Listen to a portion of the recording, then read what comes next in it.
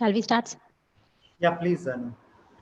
Good morning, participants, and a warm welcome to you all. I welcome you to the fourth day of virtual symposium on the recent trends in aquaculture industry's forenoon session. I welcome Dr. D. Impagandan, sir, scientist and head of Center for Ocean Research, Satyabama University, and our guest speaker, Dr. P. E. Cheran, sir. Shall we go with the introduction part, sir? Please, Anu. Please, Anu. Thank you, sir. Dr. P. Ilancheran have 25 years experience in aquaculture industry. He started as a senior aquaculture officer, farm manager, technical manager, and then consultant since 2007 onwards. He completed his master's in marine biology and oceanography and PhD in fishery science. In research and development, he designed the best and eco-friendly farming technology, a highly digestive and low-protein grow-out feed and brook stock feed for Vanamai. He is an expertise in eco-friendly and sustainable shrimp farming. Dr. P. Ilanjeeran trained in basic shrimp pathology, good aquaculture practices, biofloc technology, and many more. He is also a great consultant to corporate companies like Waterbase Limited, Tablets India, Godrej Acrobat, Nexus Feeds, and the list goes on. He delivered special lectures and conducted training programs in CIFE Mumbai, Saibad Chennai, Agriculture University Coimbatore, and Tamil Nadu Fisheries University. Also delivered many special lectures on BMP Son, Monodon, and Vanamai to the farmers of all the coastal states. He received awards as Best Technical Service Provider, Bharat Gaurav Award, K. Chidambaram Memorial Annual Award 2017. At present, he is a consultant to many farmers throughout the coast and also running Alvin Aquatech Shrimp Hatchery in Marakanam Coast as a technical director. He is doing own shrimp farming in Poombuhar in 14 acres area with few friends as partners. To a keynote, Dr. P. E. Ilanjeeran launched Aquaculture Spectrum magazine in Indian aquaculture industry in February 2018 as a co-editor. With pride and immense pleasure, I welcome you to give the talk on advanced technologies in aquaculture. I welcome you, sir. The session is over to you. Thank you, sir. Thank you. Thank you. Welcome, sir. Good morning to all of you. Am I audible now? Yes, sir. You can go ahead, sir. Yes. Yeah, see, we were talking, my topic is given is advanced technology in aquaculture. And, the selection of intensity depends on the system which we are playing now. So if it is in large water bodies available in coastal area, and many of the coastal states has got unused water bodies, and we have got, as per our records, lot of potential brackish water aquaculture land. So the intensification depends on the places and the area where you are, and depends on that we'll have to take.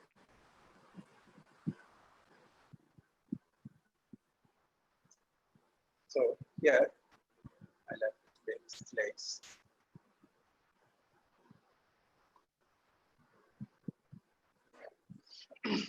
See, in the past for the 4 days, we have been listening to the experts from Dr. Farshad to Manoj Kumar and a lot of people. And you know what is the general trend now going on, the declining of wild stock and overfishing is there, landing from the sea catch is reducing. And from aquaculture, we'll have to go very significant role to improve the production and to meet the demand. So whatever with the existing system, what we are doing, the present aquaculture production is very less unit per hectare.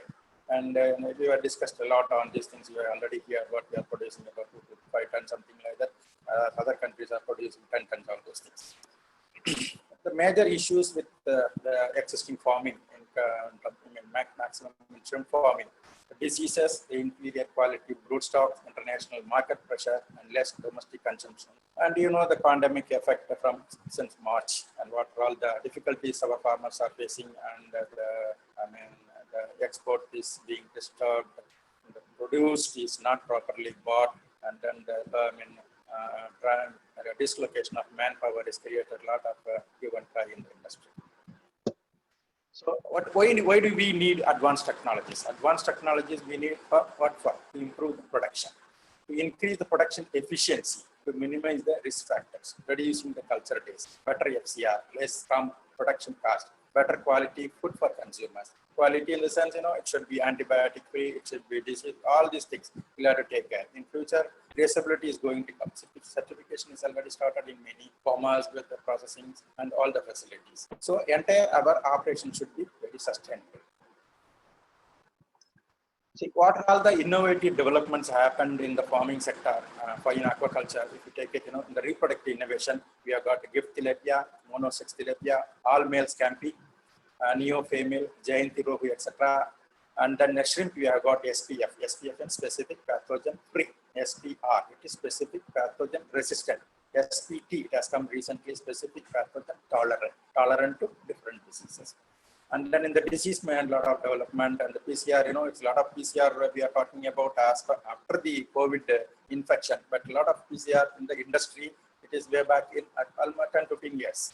So DNA probes and then your molecular technology, already vaccines are there for the fishes. And then functional feeds, yesterday we heard from Ravi Kumar sir, medicated feeds. And then farm innovation, there are a lot of innovations are taking place, nurseries, bioflag, RAS, recirculatory aquaculture systems, cages, fish hatcheries, and IMTA. See, these innovations for the farming, as I was telling from the beginning, it is from the place where you are and person to person varies. A small farmer who produces about say 200 kg, 300 kg, if he is able to produce one ton in an acre, that itself is an advanced technology for him. So it has to be taken in the right spirit, where it is required and for how many people it is required, for the community it is required, for the individual it is required, it is for the youngsters and the young graduates to take it in the right spirit. So I will generally see, if you see in this, in the third category, I am going to deal with the farm innovations, whatever the nurseries, development and biofloc, RAS and cage farming, fish hatcheries and IMDA system or multi-profit system, all these things.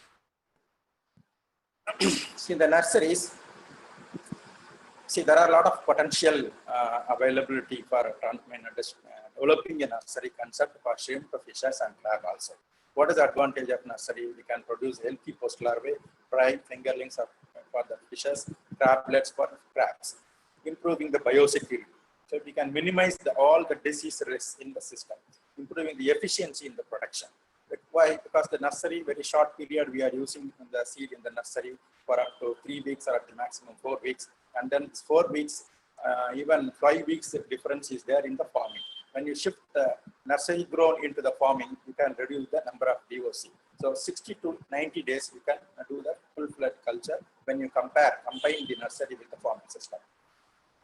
So we can improve the efficiency in the production. We can reduce the culture days. As I was telling, there are 2-tier, 3-tier system also being practiced.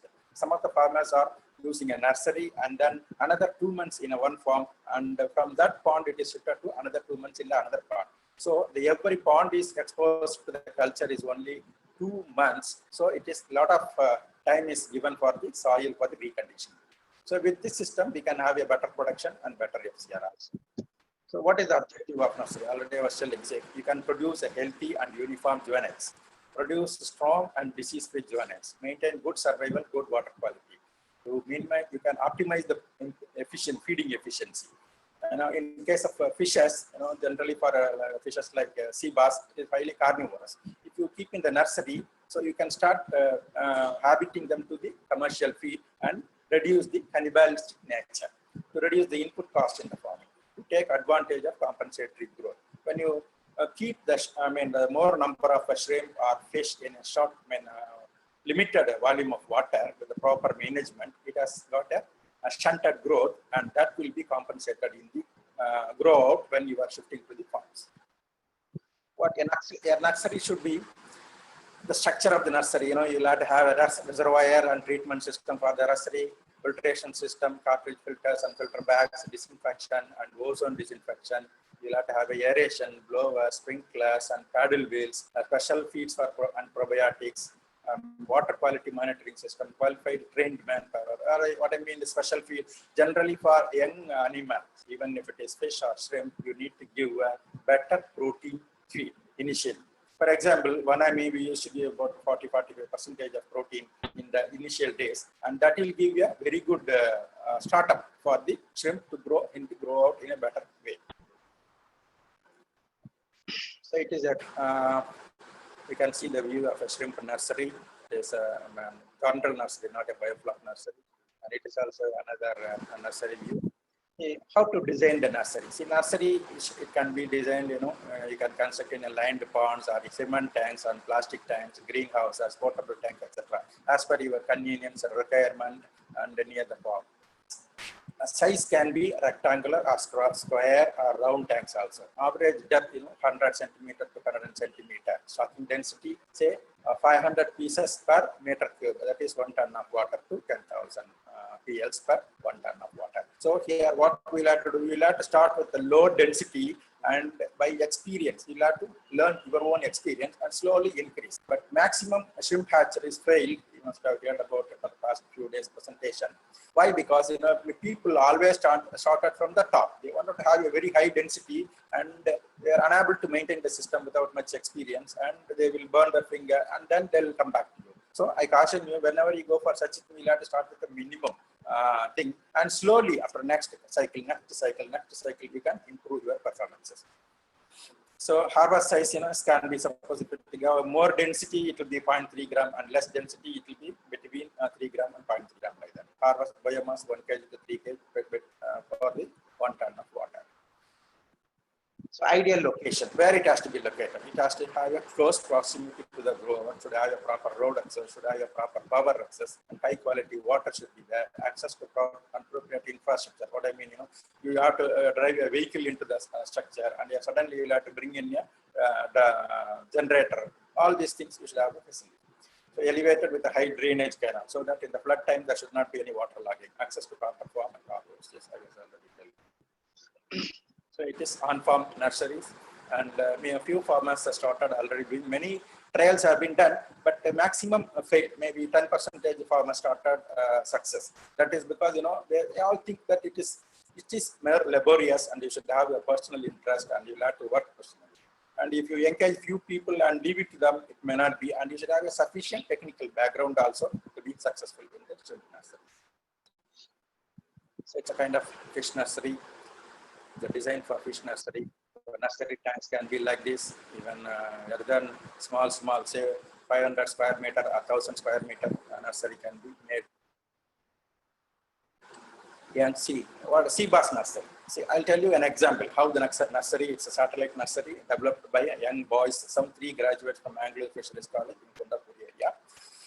So they taken 1 acre land on lease, and then tank-based nursery rearing they started. So they constructed 8 tanks HDPE sheeted with the GI pipes, and then 12 ton capacity of water each. So 4 tanks for rearing and 4 tanks for storage.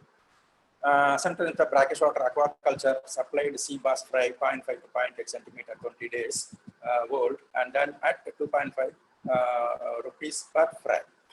These fries, 3,000 numbers stocked in 1 tank of 12 ton capacity and reared up to 7.5 to 10 centimeter. That is 65 days in 12 ton water tank.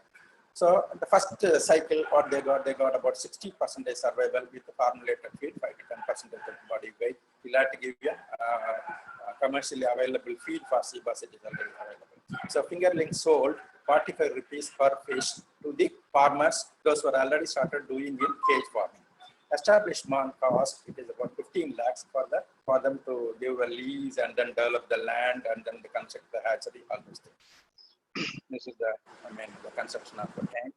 So this is the economics of the sea bass hatchery. So you can see that it is the 3 cycles they have run. Each cycle they talk about the 10 lakh. First cycle 10,000, second cycle 10,000, 18,000 price, totally 38,000 tons. And the size I have given and the price for 2.5 rupees per fry. And after 65 days, it has grown up to 7.5 to 10 centimeter with the 60% survival only in the first cycle, and gradually it is increased to 80%. So revenue on sale I have given how much money to the first cycle 2,70,000 rupees, second cycle 3,60,000, and third cycle 6,48,000. The number is also increased. So here, if you look into this, the operational cost for all the 3 cycles is accumulated to 6,33,000 rupees.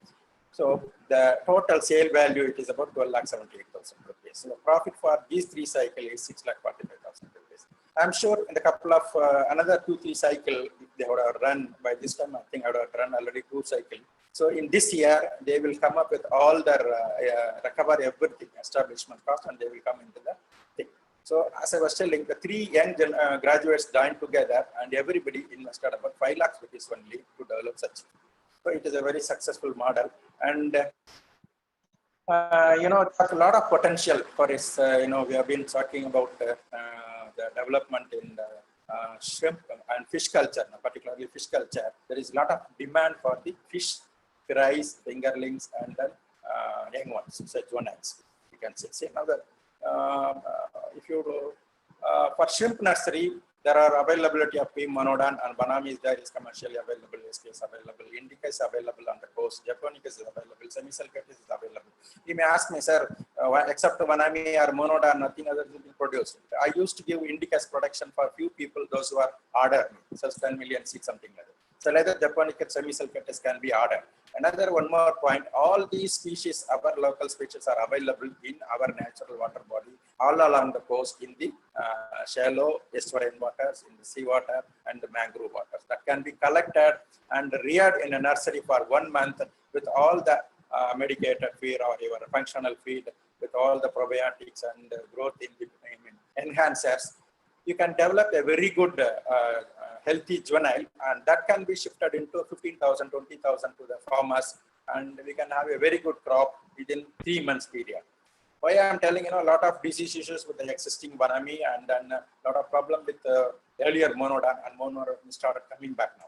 So there is ample opportunity for other species also to develop, and if more quantities required, we can order some hatchery that can be given, that can produce and give to you. And for lesser, smallest type of operation, we can always collect a wild seed and start doing this thing. It will give very good this thing. If you go along the coast, a lot of ponds constructed are left without any use, simply lying. So what our farmers' mind is like that, you know, all will have to go for a very high density and very high-fi culture, and we are almost failing now. So we'll have to think back and develop a technology which suits for us. So there are opportunities for nurseries like sea bass, groupers, cobia, pampano, milkfish, and mullets. Here, the broodstock facilities are available with government hatcheries, and further slides we can see. So freshwater fishes in nurseries already IMC has been very well developed. The fungus has been developed. Giptilapia is coming on. Morels, there are a few attempts have been already done. One small fisherman is doing excellent morel farming in a small, maybe around 300, 400 square meter cement tank in Tamil Nadu area. It has come in news also, it was in the paper also. So again, see catfish and pabdas, it is Ompak pabda, it is called butter catfish. It is very tasty and very costly also. You would have seen in few times, sometimes back it was there in the, this thing, even 1 kg sells about 500 to 600 rupees, something like that. And the freshwater scampi nursery. Of course, the scampi, yesterday Manoj was telling a lot of things we developed and we lost the cream in prawn scampi. But prawn scampi, it is still available. We'll have to develop and then slowly we'll have to come back. It is available in the natural water. Some small backyard hatcheries producing in Kerala, and most of the commercial hatcheries fail to produce, and scampi is not done, and broodstock is also challenging this thing.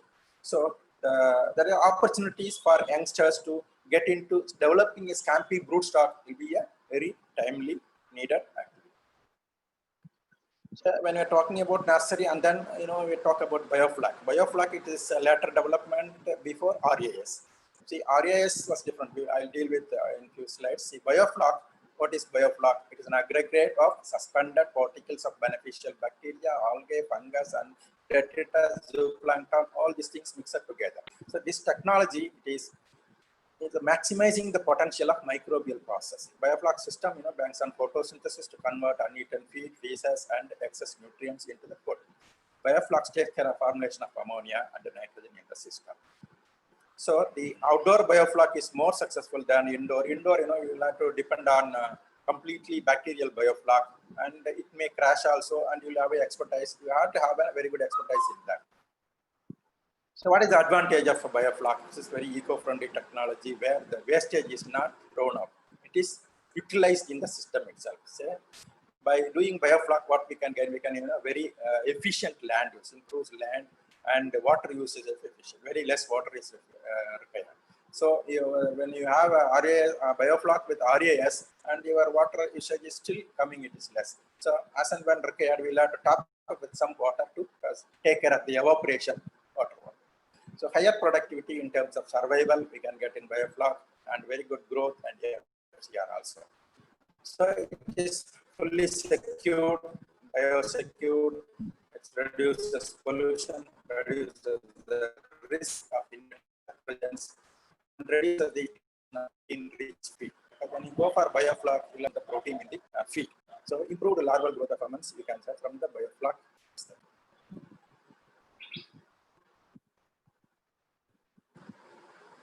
Hello, am I audible? Hello. Yes, sir, you are audible. Sir, you sir. are audible, sir. Okay, okay.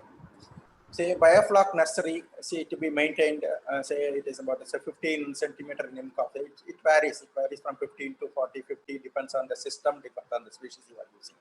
So what is the input we are giving? We are giving as a rice brown milk, probiotics, jaggery, and carbon zones we'll have to keep an adding to maintain the carbon nitrogen ratio. So pH should be maintained. When you are putting more carbon into the system, what happens? It brings down the pH into the system. So to maintain the pH, you'll have to use with some lime also. So the ideal size should be about 100, 150 metric ton capacity greenhouses, 0.1 to 0.2 hectare urban nursery. 0.1 means that is 1000 meters square.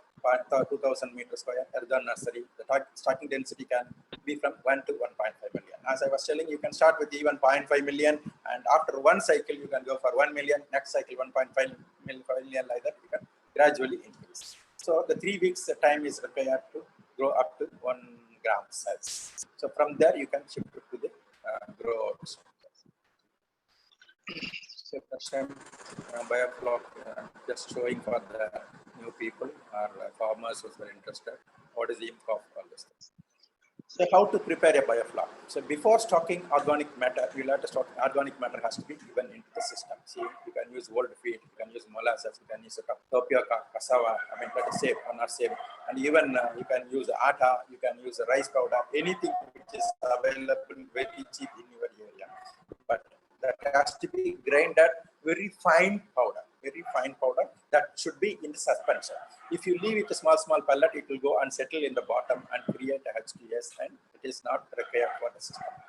So development of biofloc takes in few days to few weeks, depends on the system you are using, depends on the input you are using. So first it takes algae, so it will be a bit greenish and light greenish bloom developments. Then it is a transition stage, and from there foam formation starts, and then it turns to completely brown color with the foam. Then it is the full biofloc is established. So the transition is fast with the fish, and then biofloc development with the shrimp. It's just a bit slow. The fish, why it is fish is more because it has got a slime activity, slime, on the entire body. So it is more favorable to the block formation. Aeration is sufficient and continuously let get the flux. Because generally more aeration is required because our idea is to keep all the flocks in the suspension condition. Then only it will be fed by the animal in the system. So it will just show the how this it is saying. See here it is feed is as an input it is given, and here it is carbohydrate it is added. Carbohydrate it is added, and the carbohydrate it goes in and binds with the bacterial population and forms as a microbial protein, and then it is recycled in the system, and it will be consumed by the fish or shrimp in the system as a food. And non-utilized ammonia, and it is been taken care by the probiotics, and it is converted into nitrate. So from ammonium to nitrate and nitrate to nitrate by the bacterial processes. So two different set of bacteria are functioning on that. So the carbon dioxide is escaped in the system, and the photosynthesis takes place. Now, how to manage the biofloc? So you'll have to add carbon if tan is about 2 milligram.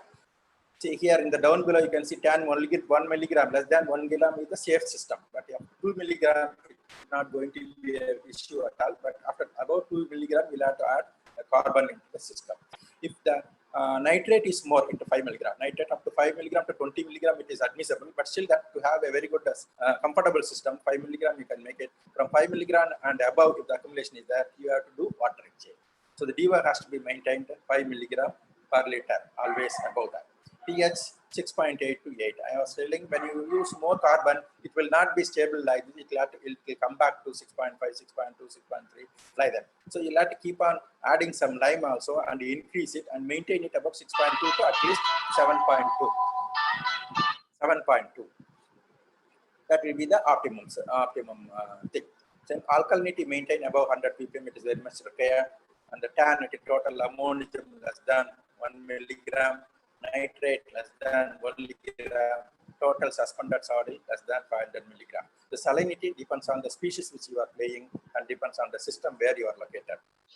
RAS actually it has to come before that, but when we are discussing about the nursery and then we came back to biofloc nursery. The RAS recirculatory aquaculture system where the water is purified and reused. RAS is the closed circuit operation and it needs a lot of investment. In RAS, what happens? Solid waste and ammonium and carbon dioxide either removed or converted into non-toxic. Generally, in RAS, if you talk with a system, all these waste is removed. But if you combine with the biofloc, then only it is converted to non-toxic substances. So purified water is subsequently saturated with oxygen and returned to the culture system. See, the NFBDB, there is a program. I mean, they are giving a subsidy they're giving a package even. You can say that it is for 7 lakh rupees for 100 square meter of backyard RAS. You can check the website and there is a brochure and clearly it is given with some expertise. You can develop this thing. So such a backyard RAS can be used for sea bass, marl, pangas, tilapia and shrimp also in lesser quantity. What is the advantage of RAS? It is fully controlled, environmental for the fish and shrimp, and a very compact system we can develop, and biosecurity is taken care, and quality of the products is very well taken care. So low water usage, efficient energy usage, efficient land usage, optimal feeding strategy we can develop, and a very good FCR we can maintain, and then in harvesting can also be done, and it is fully disease control. What are all the components for RAS? It is a culture tank. You'll have to have a mechanical filter. You'll have to have a biological filter. You'll have to have a biological filter, pumps, tanks, and then other items, UV light, oxygenation device, and then aeration devices, feeder, and then you'll have to have a complete power backup. Any mechanical problem or power failure, it will create a crack in the system. So it is cost involved. So this is the RAS system. You can see the difference there where what earlier we have seen biofloc, and here the pump is involved and the biofilter is involved and the sludges is removed from the system. So remaining almost the same what we are doing in the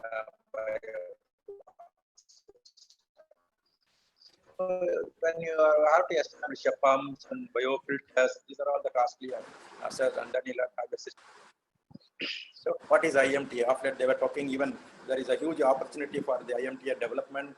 Some time back, the virtual webinar was there with the government officials from the Delhi Fisheries Minister was talking and Secretary Rajiv Ranjan sir was talking. They were all telling a lot of funding is available. We'll have to develop a lot of activities in these kind of developments. So what is IMTA? It is integrated multi-trophic aquaculture.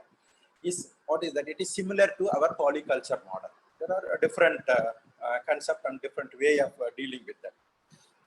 So here, two or more organisms are formed together. An MTA, multiple aquatic species found in an integrated fashion to improve efficiency to reduce weight. What happens here? One species always finds feeding niche in the other species waste that is being utilized. Say like this, nutrients, feed pellets, rice bran, cow dung, and fed to fishes would generate a food for shellfish and plants together. Say what here, or what are all the species we can deal in this system? We can have a shrimp, we can have a sampi, we can have a fish in low salinity or fresh water.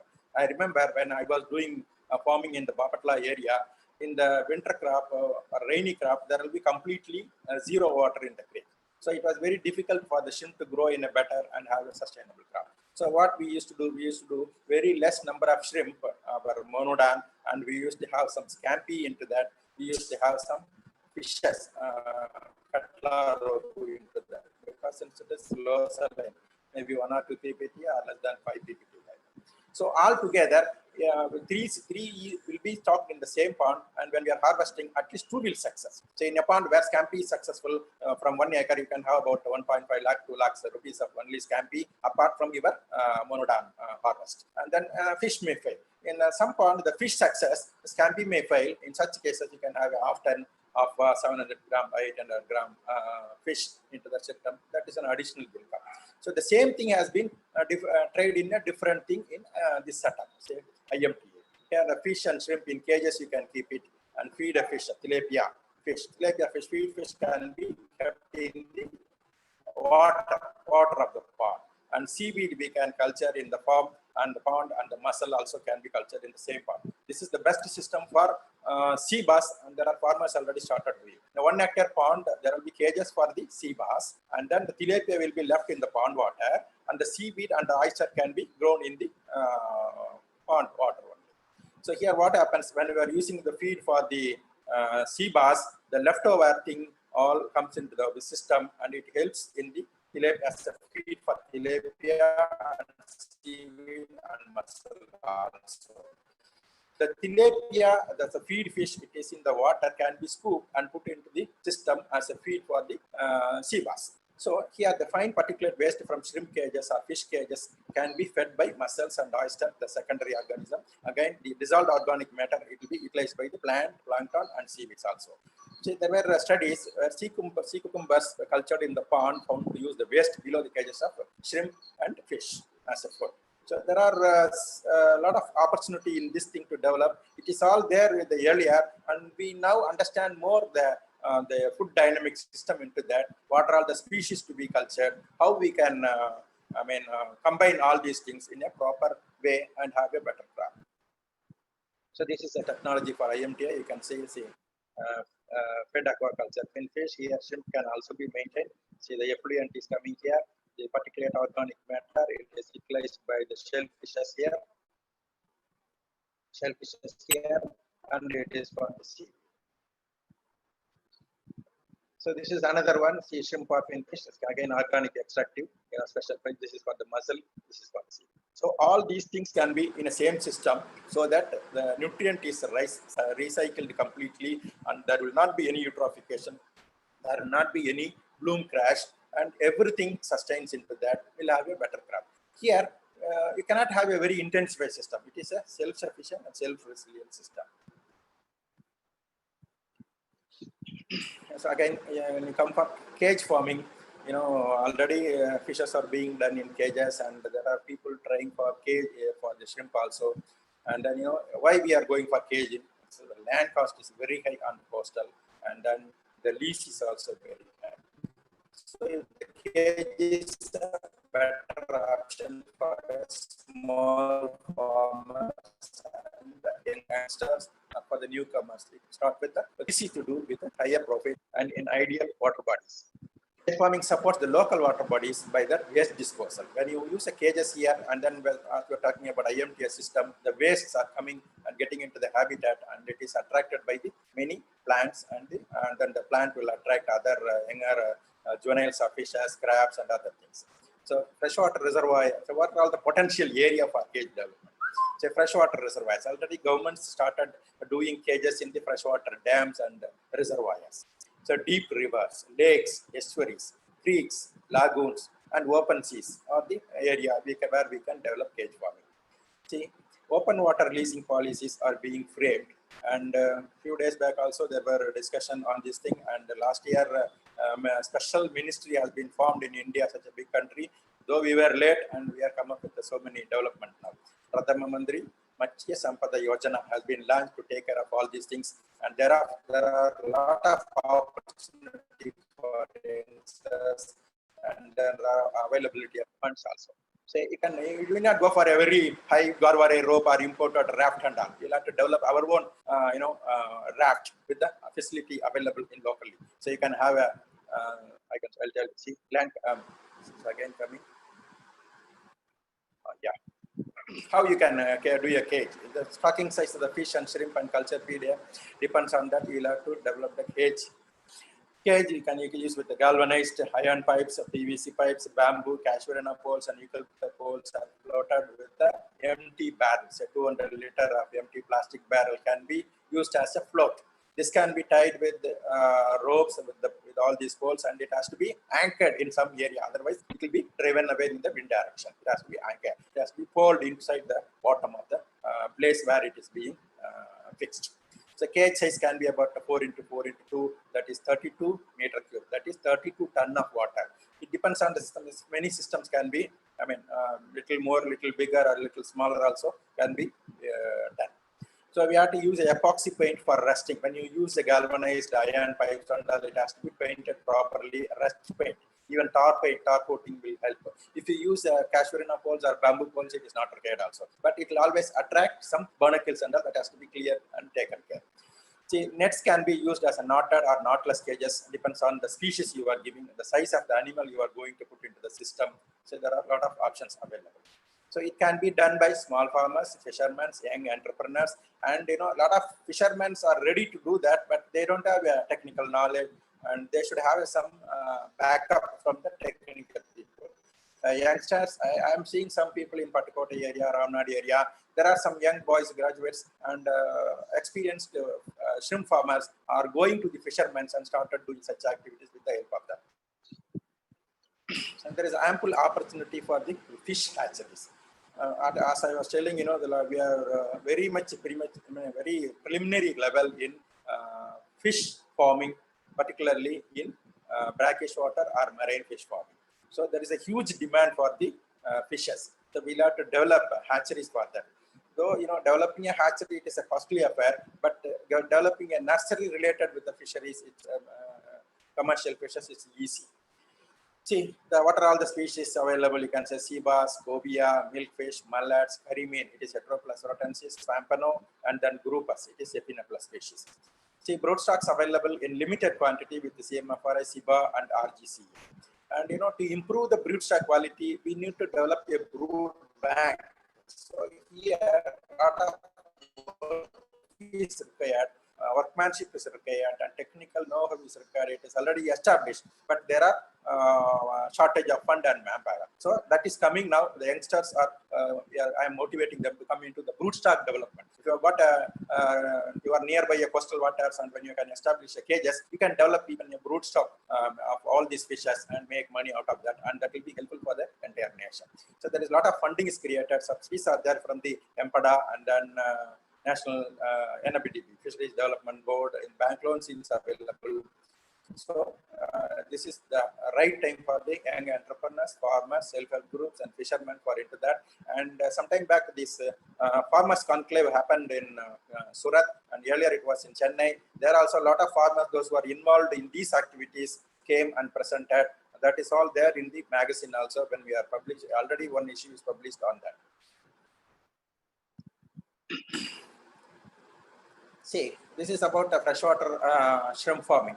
Why I am specifically giving this thing, a lot of freshwater shrimp farming is being done already in Andhra Pradesh and some part of Tamil Nadu, and in other states it is yet to take place, but there are conflicts. So I wanted to make certain things clear, very clarity to the farmers and the set of youngsters.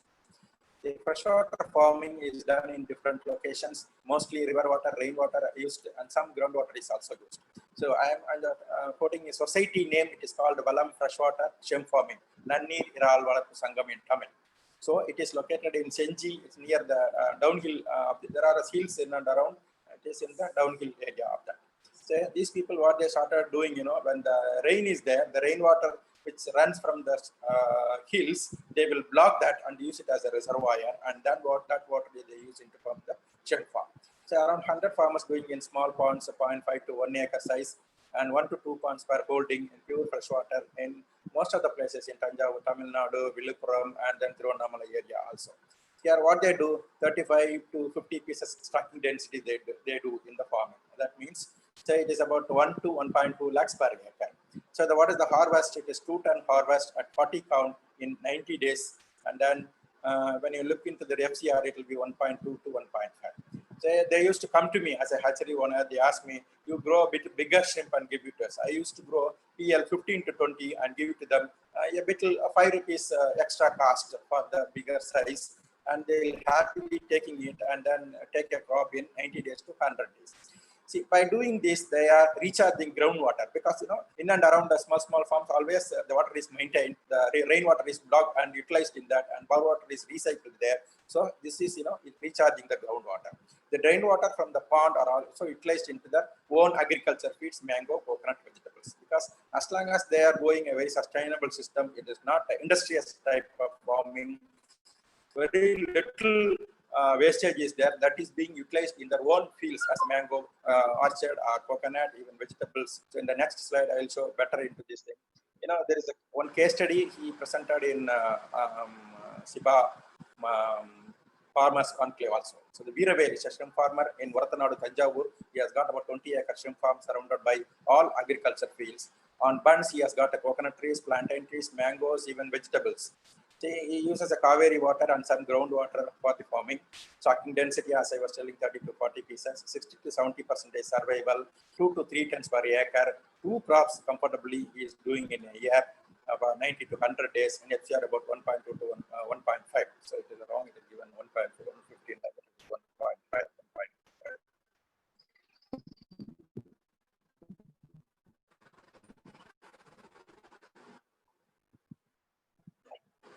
Say last year, he lost the crop, very good crop due to cyclone Gaja. So he is struggling now and trying to rebuild the system.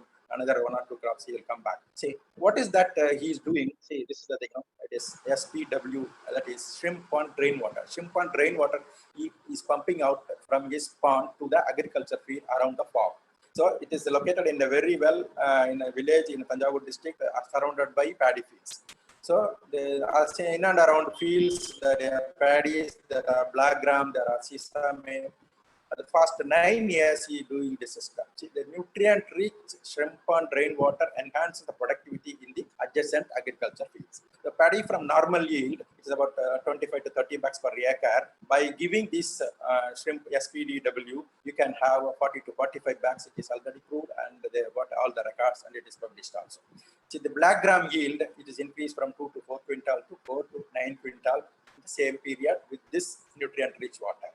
Coconut yield is increased from 40 to 200 per tree to it's about 80 to 350 trees in 50 days.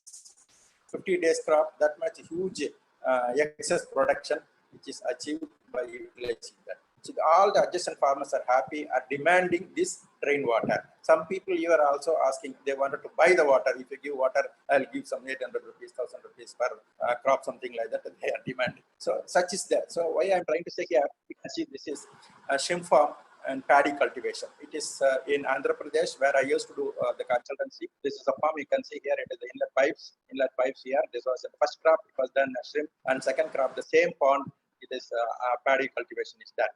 It is very early at a start. Very good crop we used to take. Here you can see the shrimp pond and full grown paddy ready for harvest. Here it is completely, you can see the yellow paddy crop is there. This is the shrimp pond. It is all say freshwater or almost freshwater, near freshwater, less than 5 ppt, 1 ppt, 2 ppt like that. And here the shrimp ponds and paddy fields coexist. There is no conflict. And we should understand what is that it is happening here. And of late, there were a discussion about the farming in Haryana and Punjab and some part of UP also. A lot of ground salinity water is there. Where ground salinity water is about 15 ppt, 14 ppt in Haryana, Punjab, and a lot of vanami is developed, and fish is being developed, milkfish is being cultured. The thing is, here, how to utilize that water, that we'll have to take care in a proper way. And the potential about 2 lakh, 3 lakh hectares are available in such a belt. So that groundwater salinization, because of that, agriculture cannot be done. So if it is wasteland, that can be utilized in a proper way for the shrimp farming or fish farming in a proper way. We'll have to have a system to develop and utilize that drainage. That should not disturb the system, existing agriculture field or wheat field. Then there will not be any conflicts. So with that, I have come to end. And my idea is to motivate more youngsters. The intensity or advanced technology, it is need not necessarily that you have to have a very huge investment and go with a very hi-fi system. Of course, it is for corporate and big companies that is different. For youngsters and then entrepreneurs, young entrepreneurs, we'll have to have a small system develop, and slowly we can build up. And after a few crops, you can have experiences. Definitely, another 2-3 years, we can see a lot of changes into our Indian aquaculture industry. Thank you for that.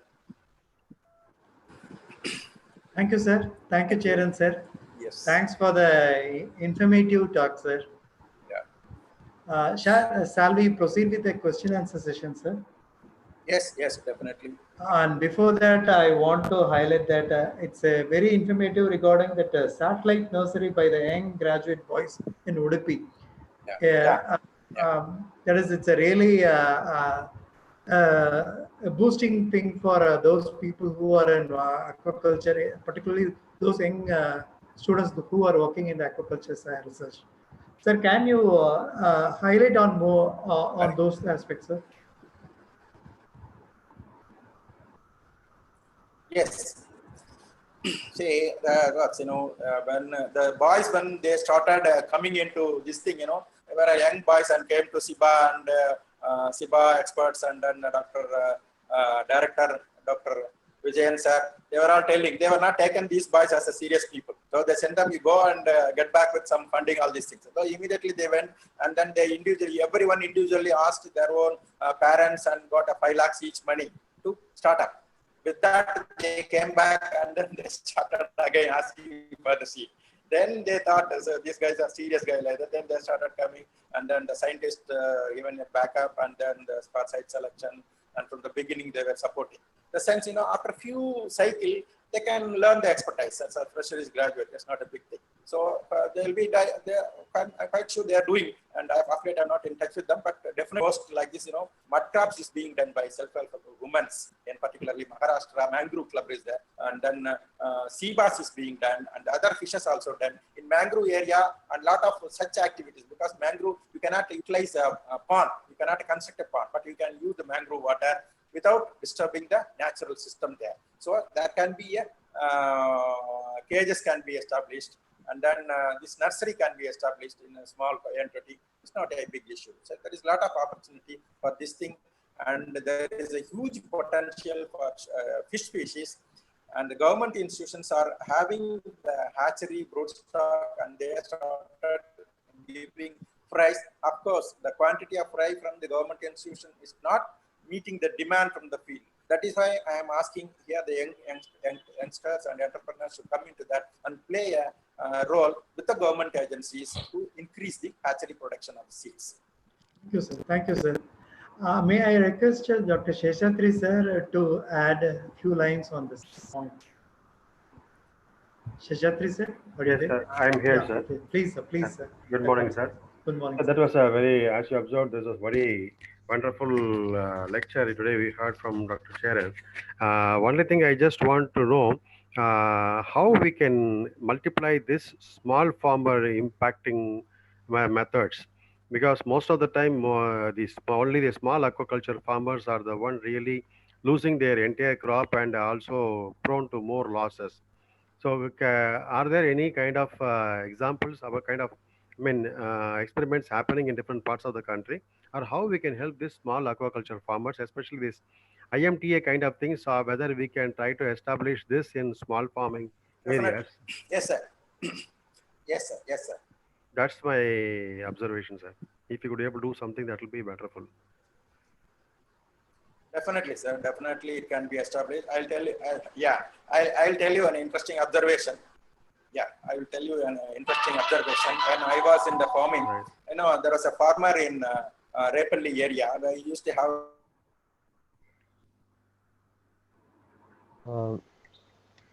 It's moved out?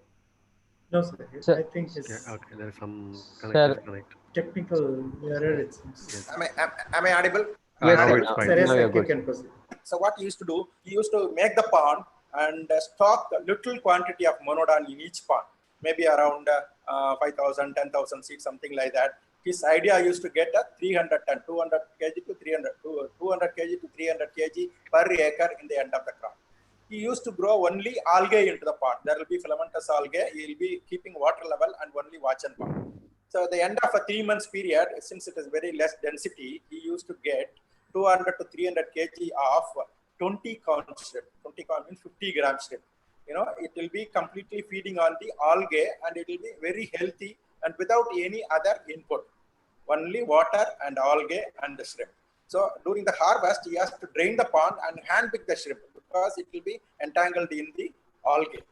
So 30 acres, say even you consider he used to produce at least 3 ton in that size. He can have not less than 15 lakhs. He used to harvest 3 ton for 16-17 lakhs rupees for the 20 count shrimp without any input. He will be taking care of the bund and other things and only pump the water and maintain the water level. There is no other input. See, this is the concept. Many farmers can utilize now also because now farmers, the mindset has changed. So we have brought them into technology advancement, intensification, and they lost money. They don't know what to do. They'll have to go back to the basic and then come back again. They can do it. See, IMTI system is very suitable. Many farmers can do a very large density. If you go in the coastal districts, particularly in AP and many other places also, where earlier there was a boom of culture. Now, a lot of land is lying idle without anything. So, with a simple technology, you can have a water, you can have a probiotic or nursery receiving to that, and without any aeration or power backup, it is not required for such a quantity. So, it still can be done. Many people, only the mindset has to change, and people has to come in and work for that. Definitely, there is a lot of opportunity for the youngsters and the farmers, self-help groups, even women folks. Thank you, sir.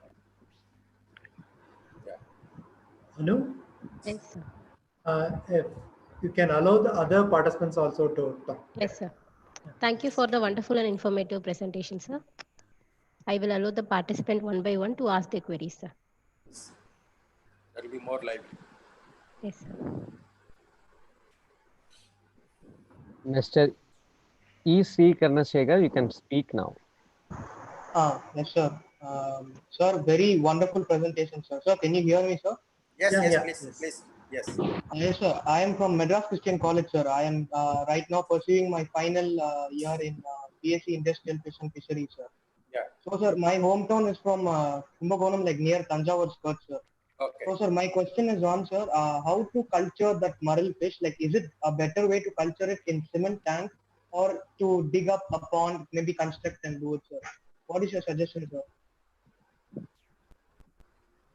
See, marl has got a burying nature. It is a highly carnivorous fish and burying nature. If it is cement tank and small tank, if you try, it is better. You'll have to establish. You can have more cement tanks also. But in the earthen tank, there is difficulty in maintaining them in the pond. It may get into the burrow, and harvesting is difficult, and it may even damage the burrow, and then the pond can get breached. So there are issues like that. And since it is carnivorous fish, you'll have to learn the technology initially because you may be expecting and putting some feed and expecting a good survival, and it has the carnivores always wanted to hunt and eat, not a dead fish. Suppose if you give some dry fish or dry meat, it may not be much attractive for them. So in such cases, there will be mortality also. So these things you'll have to learn by experience. The better to go for cement tank initially in small size also okay, maybe about say 100 square meter or 200 square meter. That is more than enough. And the few cycle, if you do it with that expertise, you can go. And marl is being done in the farm also in Vietnam, in different countries. So they've got a developed technology and they are having a special feed for that and very dedicated people in the farm. So we can develop definitely, no problem. Wish you good Yes, luck. sir. Yeah. Thank you so much, sir. Yes.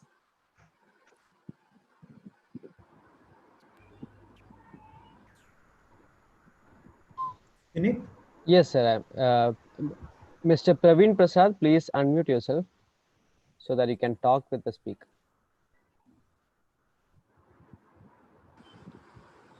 Mr. Praveen Prasad. If he is not there, you can Yes, go sir. for the... He's there. Mr. Hello. Yeah. Hello. Yeah, Premin, please. Sir, my question is in biofloc. Why we require this salt? Some factor is required in biofloc for flocculation or flock preparation.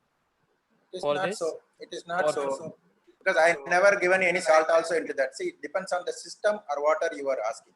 Suppose if water to develop a biofloc nursery completely in fresh water, there you may need a little salt for maintaining the shrimp, because shrimp is in the initial stage it requires some salinity. Otherwise, it is not required. If you go for freshwater, and Vanami is doing very well in freshwater in most of the places of Andhra Pradesh, and it is doing in in West Bengal in very good freshwater facilities. So it is not required. In the hatchery itself, we are bringing down the salinity to up to even 1 ppt, 2 ppt, less than 5 ppt. Many hatcheries, wherever very good freshwater is available, people are doing it even 1 ppt freshwater. I was telling, I used to give a 0 ppt water to some of the freshwater farmers. So it is not required. It depends on the species and the area and the water where you are. It may be to some extent. Okay, sir. Thank you. Thank you. Thank you, sir. So we have one more raised hand, sir. Yeah, please. Srikanta, please unmute yourself. Okay, you can go. Okay, sir, am I audible? Yeah, please. Yes, I am Dr. Srikanta Kuria, Assistant Professor of Zoology, Barasat Government College, Kolkata, West Bengal. Okay. Sir, my question is, when you culture the fishes, there are many probability of bacterial and viral disease and contamination. So, what you will use as a immunity booster? What food you can use? What drug you can use as immunity booster so that the hemocyte, plasmatocyte, the defensive cells of the fish will be induced? What is the use booster? What is the use of, what kind of immunity booster you use? On a whole, there I is think no drug for immunity boosting. It is only immune. It is immune enhancer. We say immune enhancer. Say beta 1,3 glucan. Even you use vitamin C, it is an immunity enhancer. You can use our spirulina powder. It is an enhancing immune for the fish.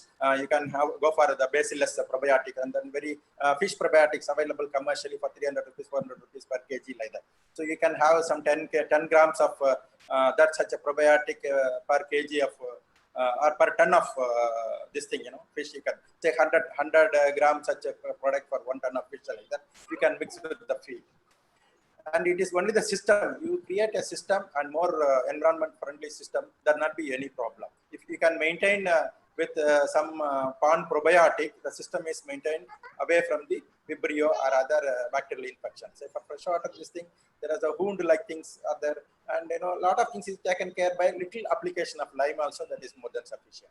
So you can treat with vitamin C and immunomodulators like beta 1,3 glucan and glucopeptides, and then man and oligosaccharides. All these things enhance immunity in the fish and shrimp also.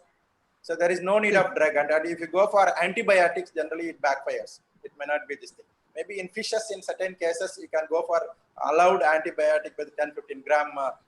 This thing, you can utilize, or some quantity in the water also can be treated. It is drip treatment. Even potassium permanganate will do that job instead of antibiotics. Am I clear, Srikanta? Yes, sir. Thank you, sir.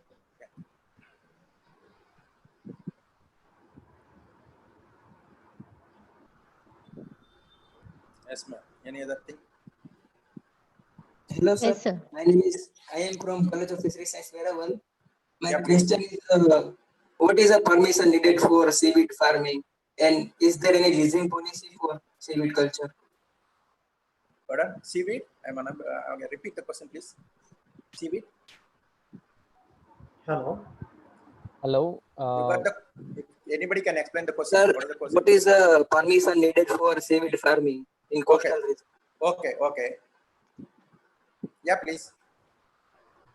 Sir, What is the question? Sir, he is asking that what is the permission needed for seaweed farming?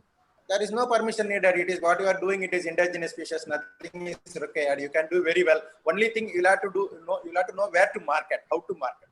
If you know that, you can do very well. See, already a lot of self-help groups are doing the Kappa Paisa Alvarezi by the fishermen folks in and around Tamil Nadu coast and AP coast also. That is being dried, and the dried biomass is per kg. So a lot of money is being sold, and the PepsiCo company is buying that. It is being used as a in different industry as an ingredient for soups, other things, and then for cosmetics, it is used. So it's very costly also. So all indigenous algae, whatever we are doing, there is no permission is required, and there are subsidy for that if you are doing in a raft culture, and then from the government institutions, you can very well do, but you should know how to market and where to market, when to market. And individually, instead of trying, you'll have to have a club of people, few people, at least more people, because more quantity only people will come and buy. In very less quantity, if you produce and if you complain, nobody is taking. It has to be economically viable also. So you'll have to look into all these aspects and then do it. There is no permission is required for as far as CFARM is concerned. Seaweed is concerned. Seaweed is you can very well do. No, thank you, Lamani.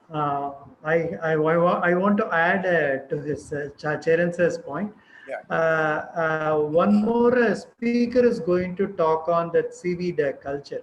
Current scenario of global seaweed prospects and commercial seaweed cultivation of Capaficus alvarezi by Dr. Muthuswamy. Jayakumar Muthuswamy.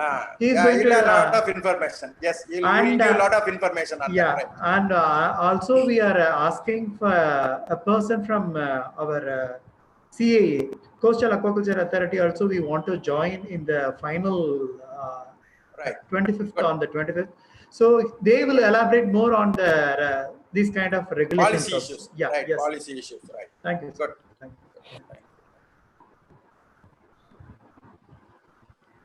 Vinith, anybody is there? Yes, sir. Yes, sir. One more there, say Rakesh Janamani. Please ask your question. Yes. Yeah, good morning, everyone. Yeah. Hello, sir. I'm from Odisha. Yeah, Rakesh. Sir, I have cultured Bhyanami in 2 ppt salinity in bioflop tank. Okay. Okay. But sir, I have stocked 7,000 pieces of shrimp in 10k liters tanks. Okay. But after 100 days of culture, I have got 20 grams of each shrimp. But the harvested numbers are only 1k. Okay, sir. Okay. Sir, the rest of 6,000 shrimps are totally gone, but I never seen them in the surface or in the drainage pipe or elsewhere. Okay, sir. So most probably that's the cannibalism nature of shrimp. Yeah. There could be cannibalism. There could be mortality, after molting sometimes. Sir. That may be utilized by the system. It will be digested by the bacteria also. It could be. Yeah. Yes, sir. But sir, my question is that the shrimps I have harvested are little bit softer than the shrimps available in the market. Means the marine shrimp which are cultured in the brackish water, they are quietly harder. Their muscles quietly harder than this shrimp. So, is there any fault in my culture, or what should I do to improve that? Yeah, coming to a technical point. See, that is like, when you do shrimp farming in freshwater and marine water. In the high salinity water, it has got all the ionic balance in a correct way. In low salinity, there is an imbalance in the ionic substances. So for that, you'll have to have some input in terms of minerals.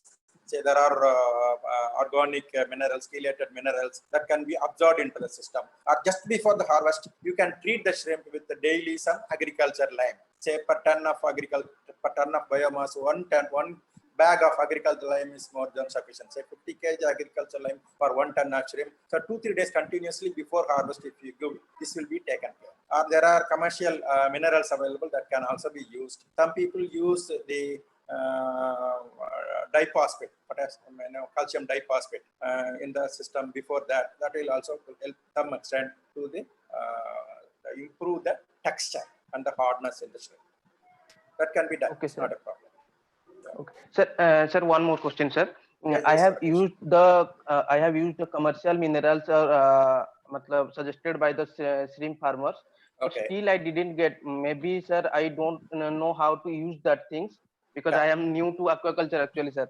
And yes, shrimp you take any expert opinion, because there are minerals which is suited for the fresh water. There are minerals for marine water also. There are different concept is there. So you'll have to find out which one is suits to you and how to apply, when to apply. Suppose, for example, if you apply a mineral in the morning in the sunlight and if the bloom is getting more harder or thicker, that means that your mineral is not going into the shrimp at all. So you'll have to understand like that. So you give a mineral and it should not disturb the bloom into the system, and it should be absorbed by the shrimp. So you'll have to select a mineral based on that. It is based on that experience it will come. You'll have to take an expert opinion in and around, or you can offline, you can talk to me, no problem. Okay, okay. Thank you, sir, for this guidance. Thank you. Yes. So Shall we go? Yeah, 2 more questions, please. No problem, no problem. We are for that. Yes, sir. Yes, sir. Yes. Yes. Thank you, sir. K7? Mr. K7, are you there? And one more, Dr. Ajay Bhaskar is also asking. After that, I know. Your nutritionist Ajay Bhaskar, he will have a presentation also. I think he has done already. Mr. K7, you can ask your query. Good morning, everyone. Congratulations, Dr. Charan. You have given a very good presentation. Thank I you. have one hot question. Yeah. Bus culture is not succeeded in our country. Which one? Bus culture is not succeeded. I'm not getting it still. As ship culture. Sea bass culture. Okay. Yeah. Our scientists are involving in more than 15 years, but no farmers coming forward to do ship culture, sea bass culture as ship culture, sir. Okay. Yeah, exactly. You are right. Sea bass culture. Private parties are not coming forward to open sea bass hatchery. Oh, yes. I'll come into that. If it is profitable, if it is comfortable, why private players are not coming to open or start sea bass hatchery, sir? That is what. Say, I understand your questions. Say, you are right. It is not as successful as shrimp farming, but it is successful to a limited extent.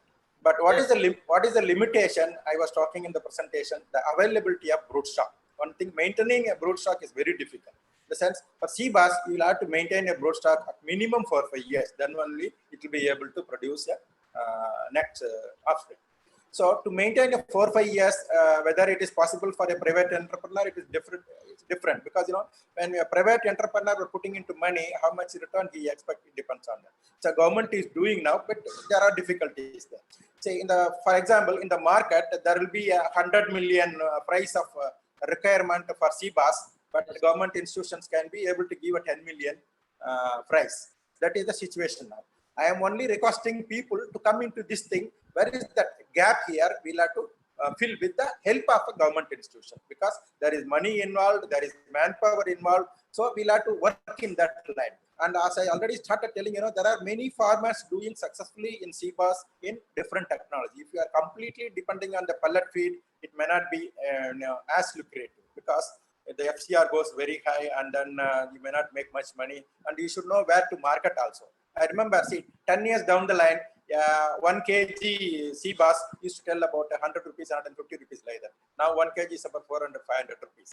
And there are farmers in AP and successful farmers in Tamil Nadu also. They are doing partly with the pelleted feed and partly with the live feed, that they'll have to grow in their own system, like tilapia or any other trash fish, or they'll have to get trash fish from outside and start giving it. So like this, we'll have to develop. And again, the maintaining proper survival into sea bass is also a big workmanship. So you have to you'll have to always do the segregation of different sizes. So younger one, every day, all these things are to be pooled, and bigger ones to be separated, smaller one to be separated. Initial days, till the time it completely depends on the other feeds. And you'll have to give trash fish also. So that is why you can do it very well in the cages. In 1 hectare, you can erect so many cages and different sizes in cages. And from the pond, you can have a live fish, and then a pelleted fish, slow sinking fish or floating fish, pelleted feed is available. So it is from the government side.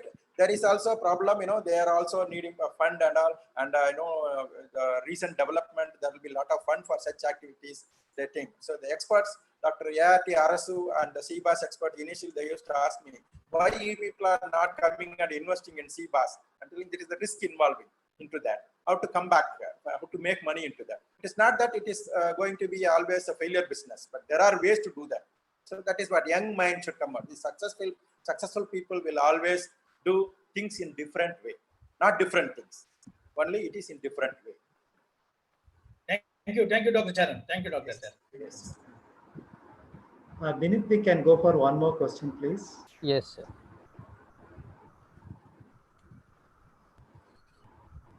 Dr. Ajay Bhaskar, sir. Yeah, thank you. Hello, Dr. Charan. You had a wonderful presentation. Appreciating you.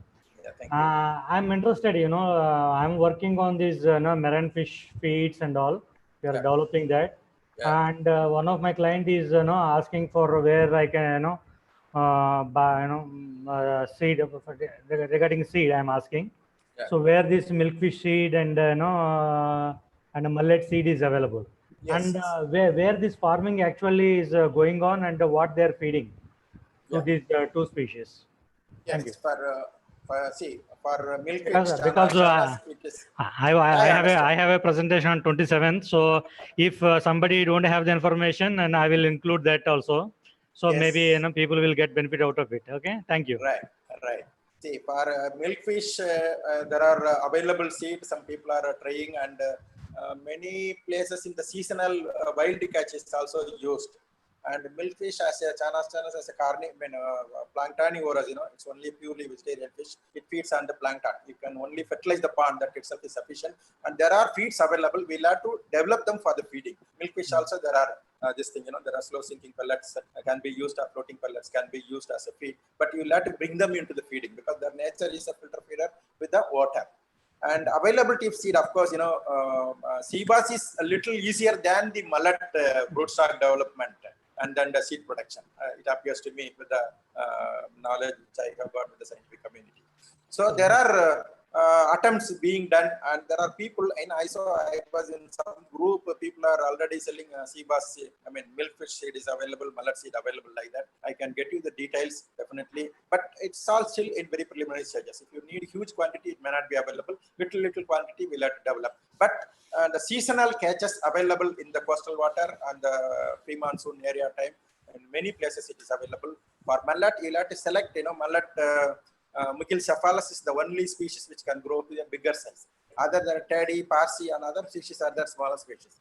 By chance, if you try to grow that, it is not growing, there will be difficulties. So you'll have to select only cephalus that can be identified in the coastal water with the expertise in this thing, and that is being produced also, but in very limited quantity. We'll have to check where it is available properly. I can get you the information. Exactly. I know we have the farming technology, but we don't have a seed and feed. These are the very two important things. Feed, I don't think there will be any difficulties because a lot of companies have come up with a lot of fish feed, a lot of development. You ask any feed, people can give you. Like, Grovel, they were telling, you ask, this is the feed I want, this is the composition I want, it can be given. But they need the volumes, minimum 100 tons or 200 tons. That's true. Transport. If you go to the factory and you can bring some 100 kg, 50 kg, it's not an issue. No, it's a very difficult thing. Okay. It will be because it's the time, it will come slowly. But for the broodstock and other things, we all have to work, and with the expert from the government institution, we'll have to work into that. Okay, I'll give me your I hope I had your email address. Yes. So I'll contact you. Please share where these are available, so that I'm also encouraging the farmers to do different kind of culture, different species. Otherwise, it not be sustainable anymore. Okay, thank you very much for your item. Good luck, Ajay. Thank you. Thank you, sir. Participants, any other questions, please mail or contact Dr. Charan sir directly. Sir, can you please show the mail ID and contact number in the screen? So I can tell if at all they are interested. Yes, sir. You can also tell. Yeah. You just type in the chat. Yes, sir. I will type in the chat. Sure, sir. Yeah. Yes, sir. So my email ID is pecharan28@gmail. pecharan28@gmail.com. My mobile is 9573277418. Is it correct, sir? Yeah, exactly. Right. Okay. Yes. Mobile number, sir? Yes. 95732 95732 77 418. 418. Okay, sir. Yes. Thank you, sir. Charan sir, as a final note, can you tell about the Aquaculture Spectrum magazine also here, so other people also? Yeah. See, a lot of aquaculture magazines are available in our thing, and different field people, they came into that and they started developing Aqua International, or Shrimp Care magazine, so many things and that. But in the field, after so much of our expertise and myself and Jaydeep started doing with the full technical backup, and we started establishing these things. Since Jaydeep came out from RGCA, we thought of doing something, and with our expertise, it should be reached to the all throughout the area to the farmers, like that we plan. So we developed this thing, and then we started printing this in Sivagasi area and started giving hard copies in different area. And we are already running about 7,000 subscription. And then it is developed, and with the expertise, so many people, and we started giving more quality. And see, from physical conference and how you come into virtual conference, what are all the difference, you can even give it to that, how it is reaching to the people. And whenever, say, you can, I feel that there are some of our former friends are sitting somewhere in Pakistan area, near Pakistan, Punjab or Haryana, or somewhere in 24 Parganas of West Bengal, can very easily interact with us, can easily see what is happening on this type of conferences or in social media. So in this one, we require more input for that, and we are developing that. It is in the online world, issues are in online, and some of the issues recently we were unable to do a hard copy because of a COVID pandemic, and we are doing only in online and free of cost it is given. But we need support from the industry to sustain. So that is the thing. So people are many articles we can give inputs for us, and any advertisement, any announcement, you can send it to us. We will pass on from that our magazine, and it will be given in the this publication also. So that is the Spectrum development, and it's a good magazine, because it is reaching in many international some of our customers also. So it is for Indian aquaculture. There's good development, and we are doing a good job for that, and we want support from the industry for that. Sure, sir. Thank you, sir. Thanks for the information, sir. Thanks for the informative presentation also, sir. With this, Anu, yeah, yes, we sir. can give the instruction to the participants. Thank you, Charan sir, and thank you the other other participants who raise a question and make the session into a lively thing. Yeah. And thanks a lot. And thanks for Seshadri sir also for joining with us. Thank you, sir. Thank you for Satyabama. Anu, you can give the instruction. Yeah, thank you. Yes, sir. Thank you for a valuable time, sir. Yes, sir.